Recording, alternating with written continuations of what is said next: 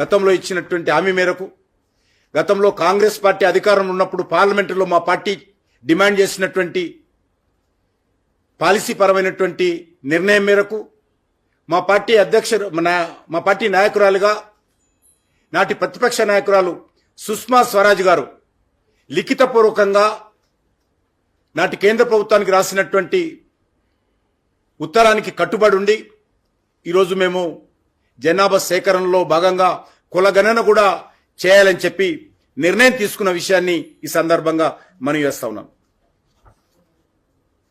మరి ఈరోజు కాంగ్రెస్ పార్టీ జబ్బలు చర్చుకుంటూ మాట్లాడుతున్నారు.